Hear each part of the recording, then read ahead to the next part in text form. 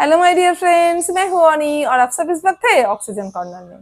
दोस्तों, आज मैं फिर से बात करने वाली हूं माइक्रोब्स के ऊपर। तो अपनी जो छोटे छोटे जो कमाल करने वाले फ्रेंड है, जो माइक्रोब है, दुश्मन भी है कुछ तो है।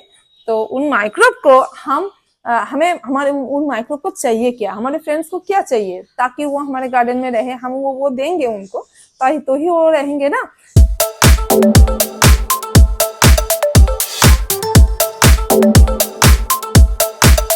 देखिए, अगर हम कोई प्रोजेक्ट शुरू करना चाहते हैं तो फिर हमें शायद कुछ किसी बहुत सारे लोगों की जरूरत होगी। तो फिर हम वो क्यों करेंगे हमारे साथ काम। उनको हम उनको जो चाहिए हम उनको देंगे। जैसे हम इंसान को क्या दोस्तों, सब बहुत कुछ, किसी किसी को एक एक डिफरेंट डिफरेंट इंसान को डिफरेंट डिफरेंट नीड्स है उनके। पर प्राइमरी नीड्स है खाना खाना रहना, ऐसे कुछ जो भी पहनना, ये सब। पर वो उसके लिए हम क्या करेंगे दोस्तों, उनको कुछ पे करेंगे तो वो काम करेंगे हमारे लिए, है ना। हम भी उसी लिए काम करते हैं। बिल्कुल वैसे ही जो माइक्रोब्स है उनको भी कुछ चाहिए दोस्तों हमसे, नहीं तो वो नहीं क्यों रहेंगे भाई हमारे गार्डन में। उनको भी तो कुछ चाहिए ना। तो उनको क्या क्या चाहिए दोस्तों, उनको तो हम पे नहीं कर सकते। उनको उनको कोई पेमेंट, ऐसे पैसे वाला पेमेंट तो उनको नहीं चाहिए ना। तो उनको क्या चाहिए दोस्तों, उनको भी पेमेंट चाहिए। उनको चाहिए फूड, एयर और वाटर। उनको ये तीन चीज बिल्कुल बहुत ही इंपॉर्टेंट है। ये तीन चीज ही उनको चाहिए और कुछ नहीं चाहिए। तो बहुत आसानी है दोस्तों। पहले हमको फिर पता करना क्या पड़ेगा कि उनको क्या फूड पसंद है। हम वो फूड देंगे ना उनको। तो उनको जो फूड, चलिए दोस्तों पहले हम फूड की बात कर लेते हैं। तो दोस्तों, उनको जो फूड चाहिए वो है organic food, organic manures, organic compost जिसको कहते हैं हम। उनको वो सब चाहिए, जो भी ऑर्गेनिक मैटर है। जो प्लांट के पत्ते, जो सब्जी के छिलके, फ्रूट्स के जो स्क्रैप्स होते हैं, वो सब सब कुछ चाहिए उनको, जो भी ऑर्गेनिक है वो सब वो खा लेते हैं। फिर और क्या खाते हैं दोस्तों, जो डेड माइक्रोब्स है, माइक्रोब में से जो डेड है उनको भी खा लेते हैं। तो वही तो दोस्तों, हम वो जो गुड माइक्रोब्स है उनको, बैड माइक्रोब्स को किल करने में ये प्रॉपर्टी को हम काम में लाएंगे। जो गुड माइक्रोब्स है वो जैसे जैसे हमारे ट्राइकोडर्मा क्या करते हैं दोस्तों, बैड फंगाई को किल करके उनके अंदर घुस के उनको, उनके अंदर की जो भी मैटर्स है उनको खा लेते हैं। तो वो काम हम लाते हैं। तो फिर ये इनका जो क्वालिटी, इन क्वालिटी को हम अपने काम में लाते हैं। तो वो डेड माइक्रोब्स को भी खा लेते हैं। तो चलिए, उनके लिए खाने का इंतजाम हो गया। बहुत आसान है, हम मैन्योर दे देंगे, कंपोस्ट किया हुआ, या तो कंपोस्ट करने में भी उनका इस्तेमाल करेंगे। जो भी कच्चे पत्ते हैं, कच्चा जो भी सूखे पत्ते हैं, सबको हमको अगर उसको सड़ाना है तो भी माइक्रोब्स की हेल्प लेना पड़ेगा दोस्तों। सड़ने के बाद जो कंपोस्ट तैयार हुआ है उसको भी हम जब सॉइल में डालेंगे तब भी हमें माइक्रोब्स की जरूरत होगी। तो फिर वो वहां पर भी वो माइक्रोब्स खाएंगे और उनको अदर्स फायदे देते रहेंगे अपने प्लांट्स को। तो वो हो गया उनका फूड की बात। नेक्स्ट दोस्तों है, उनको वाटर चाहिए। तो पानी तो हम प्लांट्स में रोज डालते ही हैं, तो ये तो प्रोवाइड करवाना कोई बात ही नहीं है, बहुत इजी बात है। तो हम प्लांट्स की सॉइल में रेगुलरली वाटर को मेंटेन करेंगे। पर दोस्तों, एक बात का ख्याल रखिएगा, वाटर लॉगिंग नहीं होना है। अगर वाटर लॉग हो गया, उसकी सॉइल में अगर वाटर रुक गया ना, तो दोस्तों हमारे दोस्त की जगह हमारे दुश्मन आ जाएंगे, यानी कि पैथोजेंस आ जाएंगे। एक बार अगर आपका वाटर लॉग हो गया सॉइल के, तो फिर पैथोजन का हमला हो गया, समझ लो। अच्छे वाले दोस्त हमारे मर जाएंगे, फिर बुरे जो भी होंगे, यानी कि जो विलेंस है हमारी गार्डन की, वो विलेंस एक्टिव हो जाएंगे, हीरोज तो मर जाएंगे।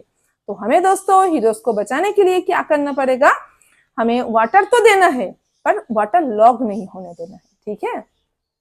तो चलो, तो और दोस्तों और एक काम कर सकते हैं, हम वाटर तो देंगे और ऊपर जो हिस्सा है, ऊपरी जो सरफेस होगा अपने गार्डन का, पॉट में हो या तो ग्राउंड में हो, ऊपर मल्चिंग करके रखेंगे। हल्का सा पतला सा एक ऑर्गेनिक मैटर की मल्चिंग, थोड़ी सी मल्चिंग होगी, तो उसके नीचे माइक्रोब जिंदा रहेगा और दोस्तों मॉइस्चराइजर भी मेंटेन रहेगा, जल्दी से सूखेगा नहीं अपने पॉट के जो सॉइल है वो। ठीक है, अब चलिए नेक्स्ट पॉइंट पे आते हैं दोस्तों। तो तीसरा उसको क्या चाहिए था, एयर चाहिए। तो दोस्तों, उनको एयर कैसे चाहिए, उनको एयर चाहिए। हम जैसे इंसान क्या लेते हैं दोस्तों, हम इंसान को जो भी मेटाबॉलिज्म को पूरा करने के लिए एयर का किस पार्ट की जरूरत होती है दोस्तों। जी हाँ, जरूर, आप सबको पता है, वो है ऑक्सीजन। तो हमारी माइक्रोब्स को भी दोस्तों ऑक्सीजन की जरूरत होती है। तो कुछ माइक्रोब्स को ऑक्सीजन ना भी चले तो भी होगा, वो भी गुड माइक्रोब्स है दोस्तों। तो कुछ हमारी फ्रेंड जो माइक्रोब्स है उनको ऑक्सीजन चाहिए, किसी को कार्बन डाइऑक्साइड चाहिए, किसी को सल्फर चाहिए, किसी को एमोनिया चाहिए। डिफरेंट डिफरेंट फ्रेंड्स को डिफरेंट डिफरेंट एयर की जरूरत होती है। और दोस्तों किसी दोस्त को सल्फर की और किसी दोस्त को हाइड्रोजन की। तो अभी दोस्तों हम वो सब जो भी एयर में है जस्ट एयर देंगे तो ही उनमें से वो चुन के अपना वाला ले लेगा जो उसको चाहिए। अभी हमें दोस्तों सोचना है उस बारे में दोस्तों, हमें कोई अपना दिमाग लगाने की जरूरत नहीं होगी। तो हम क्या करेंगे दोस्तों, हमें करना होगा एयर की सप्लाई। तो हम किस तरीके से अपने सॉइल में एयर की सप्लाई करेंगे, सॉइल को टिल करेंगे, है ना। हमको पता है कि हम अगर सॉइल की कुड़ाई करते हैं तो फिर जो भी एयर है ये चला जाता है। तो दोस्तों यहाँ पर थोड़ी सी एक मुश्किल है, हमें टिलिंग नहीं करनी है दोस्तों, हमें कुछ और करनी है। क्या करना है, हम जो सॉइल मिक्सर तैयार करेंगे उसको एयरी, अच्छा एयरी करेंगे, यानी कि सॉइल मिक्स करेंगे, नहीं तो परलाइट यूज करेंगे, नहीं तो कुछ भी ऐसे चीज जो सॉइल को एयरेटेड रखेगा, जो दो सॉइल की कण के बीच में गैप रखेगा तो एयर पास कर पाएगा। बस और क्या करना है, जो पॉट है उसके ड्रेनेज होल को ठीक रखना है तो इजीली सॉइल कॉम्पैक्ट नहीं होगा, तो फिर अपना जो एयर है वो पास हो पाएगा। ओके, अगेन क्या करना है दोस्तों, सॉइल में ऑर्गेनिक मैटर को डालना है। अगर ऑर्गेनिक मैटर हम डालेंगे तो ही दोस्तों अपना जो सॉइल है वो ठीक से एयरेटेड होगा, ठीक है, इसमें एयरेशन ठीक रहेगा। ये काम हम कर सकते हैं। और दोस्तों हम क्या कर सकते हैं, सॉइल की कुड़ाई ना करके सॉइल में कहीं कहीं जगह पे जस्ट उंगली जैसा दबा के हम थोड़ा सा डिप करेंगे, यहाँ वहाँ 2-4 गड्ढे कर सकते हैं थोड़ा थोड़ा करके, कभी कभी, हर रोज नहीं दोस्तों। बहुत दिनों बाद अगर आपको लगा कि थोड़ा सा हार्ड हो गया है तो फिर ये काम करना है आपको, ठीक है। और अगर आपकी उंगली ना जा रही हो ना, अगर इतनी हार्ड है तो फिर आपके सॉइल समझो ठीक नहीं है, माइक्रोब तो इसमें रह नहीं पाएंगे। तो आपको ऑर्गेनिक मैटर को उसमें ऐड करना होगा, फिर आपको कुड़ाई करो, फिर उसमें ऑर्गेनिक मैटर डालो, फिर उसको हल्का करो, ये जरूर करना होगा आपको।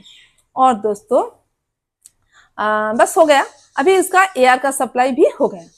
तो अभी प्लांट के सॉइल में ये रहेंगे। और दोस्तों हम क्या कर सकते हैं, जो मल्चिंग की बात मैंने कहा था वो मल्चिंग भी करना है हमें।